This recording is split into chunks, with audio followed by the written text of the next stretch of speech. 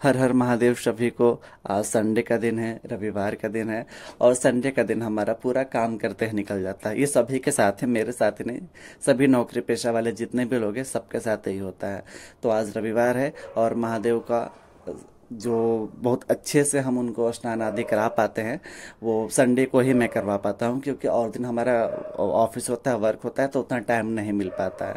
तो please video में बनी रहिएगा और देखते हैं कि हम अपने महादेव को कैसे उनको स्वच्छ वस्त्र आदि सब उनको अर्पण करते हैं, कैसे उनकी साफ़ सफाई करते हैं। और एक बात और कि वीडियो की क्वालिटी उतनी अच्छी नहीं हो पाएगी, बिकॉज जो मेरा फ़ोन था वो चोरी हो गया अभी 15-20 दिन पहले। तो ये मेरे सिस्टर का फ़ोन है, उसका फ़ोन ही यूज़ कर रहा हूँ। उन्होंने ही मुझे दिया है कि भैया तब तक तुम यूज़ करो, उसके बाद से महादेव की कृपा होगी, आप लोगों का आशीर्वाद होगा तो जल्द ही एक अच्छा वाला फ़ोन मैं लूँगा और उसके बाद से जो भी वीडियो की क्वालिटी होगी वो काफ़ी अच्छी हो जाएगी। तो प्लीज़ वीडियो में बनी रहेगा और हम अपने महादेव, ये मेरे महादेव हैं, इनका दर्शन कीजिए, मेरे प्राणनाथ हैं। तो फिर जो भी इनके माला वगैरह था, इनका श्रृंगार था, सब उतार करके अब हम इनके साफ सफाई करते हैं। तो ये जनेऊ है और अपने महादेव को फिर मैं एक पात्र में उनको स्थान सॉरी रख करके उनको स्वच्छ वस्त्र से धुलकर, और मैं हमेशा जो गीला वाला जो ईजी का सर्फ होता है, मैं हमेशा ईजी सर्फ से ही महादेव की साफ सफाई करता हूँ। उसके बाद से स्वच्छ जल से फिर मैं उनका स्नान वगैरह कराता हूँ। आप लोग देखिए कि मेरे महादेव का चरण कमल है, मतलब मेरे महादेव, मेरे प्रभु इतने सुंदर, इतने सौम्य हैं कि इनको देखने के पश्चात किसी को भी देखने का मन नहीं करेगा। और एक बार अगर आप मेरे महादेव का दर्शन कर लेंगे तो इनकी जो छवि है आपके मन में, आपके हृदय में हमेशा के लिए एक चित्र आपके मन में, आपके हृदय में अंकित कर देगा। तो मैंने अपने महादेव का स्नान वगैरह उनको करा दिया है, वस्त्र से मैं उनको साफ सफाई कर दिया है और उनको पोंछ भी दिया है, उनको सुखा भी दिया हूँ। और आप लोग देखिए इनके पीछे जो इनका जो आवास है, जो मेरा नए वाला मंदिर जो हमने शिवरात्रि में लाया था, तो मैं मंदिर की साफ सफाई कर रहा हूँ। और क्योंकि मंदिर की भी साफ सफाई होना बहुत ही ज़रूरी है, क्योंकि जहाँ महादेव होते हैं या फिर जो भी किसी की भी देवी देवता की प्रतिमा हो, अगर आप उनको अपने घर में स्थान दिए हैं तो सभी की साफ सफाई करना अत्यंत आवश्यक है। जहाँ स्वच्छता होगा वहीं पे भगवान का वास भी होता है। और फिर मैंने उनको नया जनेऊ अर्पण किया, पुराना जनेऊ निकाल करके फिर से उनको रुद्राक्ष की माला भी मैंने उनको पहना दिया। ये मैं बनारस से लाया था रुद्राक्ष का माला, आप लोग देख सकते हैं। फिर मैं उनको ये माला जो मैं लाया था ये वृंदावन से लाया था। मैं वृंदावन भी जाता हूँ और वाराणसी भी जाता हूँ। और ये उनका वस्त्र है जो मैंने उनको फिर से उनको अर्पण किया, आप लोग देख सकते हैं। और फिर हम वस्त्र आदि उनको अर्पण करके अच्छे से उनको सब चीज़ उनको सेट करना पड़ता है अच्छे से, ताकि देखने में सही लगे, सुव्यवस्थित लगे। वो मतलब थोड़ा व्यवस्थित लगने पे आकर्षण और भी बढ़ जाता है। और फिर मैं पूजा स्टार्ट कर रहा हूँ। साफ सफाई करने के बाद ये चंदन है, रोली है, पुष्प है, बिल्वपत्र है, पुष्पमाला है, सब मैं पूजा के लिए। और ये मेरे नर्मदेश्वर शिव है, मेरे नर्मदेश्वर महादेव हैं। और ये मेरे प्राणनाथ, मेरे देवाधिदेव, मेरे कैलाशपति, मेरे योगेश्वर हैं, मेरे जीवन ही है ये मेरे महादेव। और फल फूल आदि सब मैंने पूजा के लिए सब एकत्रित कर लिया है। और ये परम्बा है और ये नंदीश्वर हैं। ये इस बार मैं वाराणसी गया था, काशी गया था, तो वहाँ से मैं ले आया हूँ। और फिर ये मेरे नर्मदेश्वर जी के मैंने एक पात्र में रखा है। पात्र में रखने के पश्चात फिर हम उनका पूजन अर्चन करते हैं, क्योंकि उनको जलाभिषेक करना होता है। तो पात्र में एकत्रित हो जाता है, फिर उस जल को फिर हम दूसरे फल मतलब फूल पत्तियों के गमले में हम उनको डाल देते हैं। और फिर आइए अब मैं अपना पूजन स्टार्ट करता हूँ। और ये वीडियो मेरी सिस्टर ही रिकॉर्ड कर रही है, आप लोग देख सकते हैं। और फिर हम महादेव का पूजन स्टार्ट करते हैं। महादेव बहुत कृपालु होते हैं, बहुत ही कृपालु होते हैं। महादेव बहुत ही मतलब सच्चिदानंद स्वरूप हैं, जिनके ऊपर इनकी कृपा हो जाए फिर मैं कुछ कह नहीं सकता कि आगे क्या होता है। और ये मेरे महादेव के चरण कमल हैं, समस्त ब्रह्मांड इनके चरणों में नतमस्तक होता है। मेरे प्रभु का चरण में मैंने उनका चरण धोने के लिए मैंने उनको जल आदि अर्पण किया है, आचमन का जल, पैर धोने के लिए पाद्य का जल। और फिर उनके ऊपर वाला जो पैर है उस चरण में भी मैंने महादेव को जल आदि अर्पण करके उनका पैरों का प्रक्षालन किया है, उनको पैरों को मैंने धोया है, उनके चरण कमलों को। तत्पश्चात स्नान के लिए उनके जो भी श्री अंग हैं, उनके श्री अंग में मैंने जल आदि अर्पण करके उनको स्नान, उनको अभिषेक करवाया है। तत्पश्चात नंदीश्वर को भी मैंने स्नान आदि करा दिया है। स्नान कराने के पश्चात जो मेरे नर्मदेश्वर शिव हैं, फिर हम उनका अभिषेक करते हैं। जो भी मंत्र आपको याद है, तो, मतलब महामृत्युंजय मंत्र से या फिर जो भी आपको महादेव की स्तुति हो, जो भी मंत्र है आप उनका उपयोग करके मतलब बोलते हुए आप उनका अभिषेक कर सकते हैं। तो मुझे भी कुछ मंत्र याद हैं महादेव की कृपा से, तो मंत्र आदि बोलते बोलते हम महादेव का अभिषेक करता है। ये नर्मदेश्वर शिव में जो स्वयं सिद्ध होते हैं। सिद्धि का मतलब इसमें स्वयं महादेव का वास होता है, इनके प्राण प्रतिष्ठा करने की आवश्यकता नहीं होती है।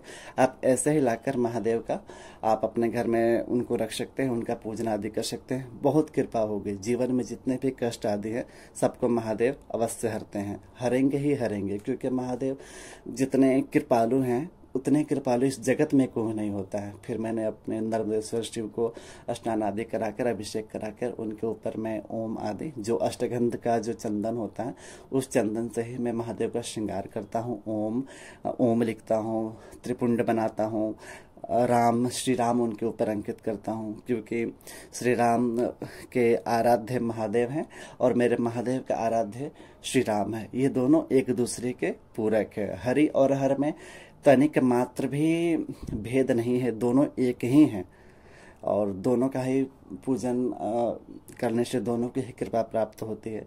तो ये मेरे महादेव है। मैंने महादेव के ऊपर अष्टगंध चंदन से उनके ऊपर ओम अंकित किया हूँ। ओम अंकित करने के पश्चात मैं ये उनके ऊपर त्रिपुंड बना रहा हूँ। त्रिपुंड महादेव का तिलक होता है और आप भस्म आदि से भी बना सकते हैं। मैंने अष्टगंध चंदन यूज किया है क्योंकि सुगंधित होता है और 8 द्रव्यों से ये मिलकर बनाया जाता है, जो काफ़ी उत्तम होता है। अगर आप इसका तिलक भी अगर आप मस्तिष्क में धारण करते हैं, आपको एक शांति का आपको अनुभव होता है।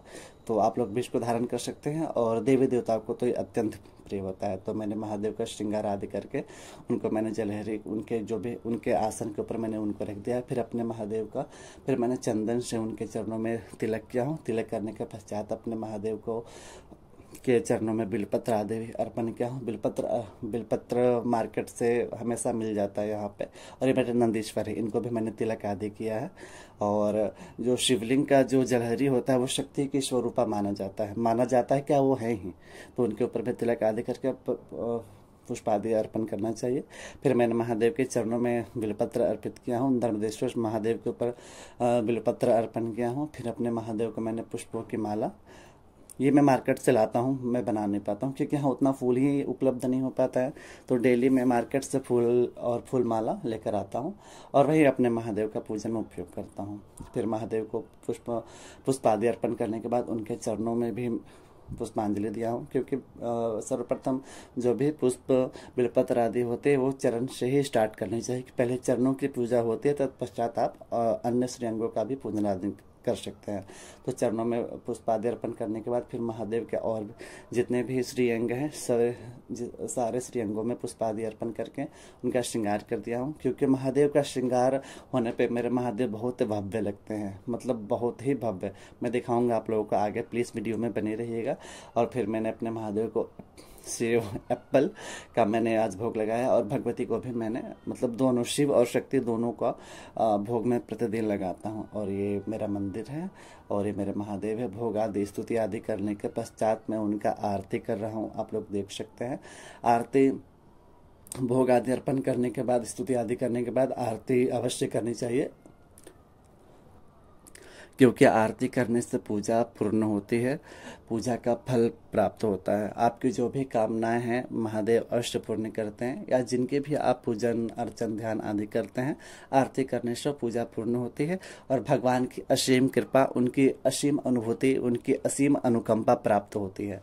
तो महादेव का आरती करने के बाद फिर मैंने अपने नर्मदेश्वर महादेव का मैंने आरती किया हूँ। और आरती करने के पश्चात हम और भी जो भी हमारे मंदिर में और भी जो भी देवी देवता है उनका हम आरती पूजन करते हैं। उसके पश्चात हम उनको चवर दिखाते हैं, जो चमर जिसको हम बोलते हैं। तो चवर भी मैं लेके आया हूँ, 2 मेरे पास चवर है। एक मयूर के पंख का चवर है मेरे पास और एक जो गाय के पूंछ से जो निर्मित होता है, जो रेशम के जैसा दिखता है वो है।